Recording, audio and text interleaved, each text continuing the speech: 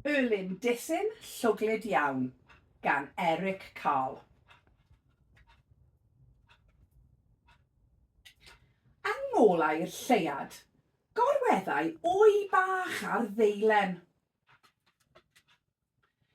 Un bore Sul, cododd yr haul cynnes ac allan o'r wy pop, daeth lindysyn bychan llwglyd iawn.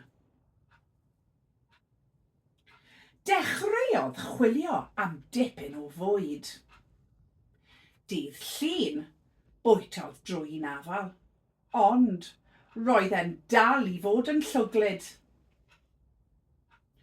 Dydd Mawrth, bwytodd drwy ddwy ellygen, ond roedd e'n dal i fod yn llwglyd.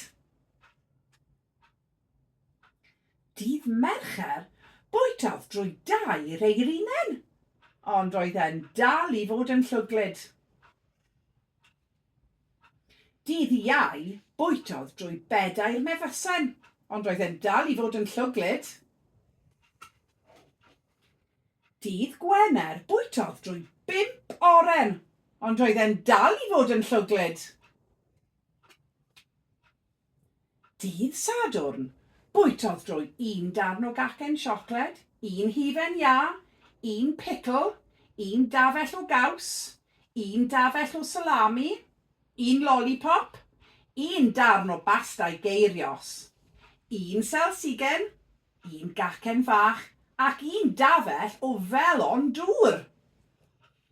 Drannoeth roedd hi'n ddydd Sul eto. Bwytodd y lindysyn drwy 1 ddeilen werdd hyfryd, ac ar ôl gwneud hynny, teimlai'n well o lawer.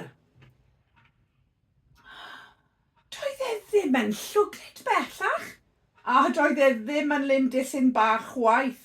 Roedd e'n lindysyn mawr tew. Adeiladodd dŷ bychan o'r enw cocwn o'i gwmpas. Arosodd ynddo am bythefnos neu ragor. Yna, aeth ati i gnoi twll yn y cocwn. Gwthiodd ei hun allan ohono ac roedd e'n gloyn byw lliwgar.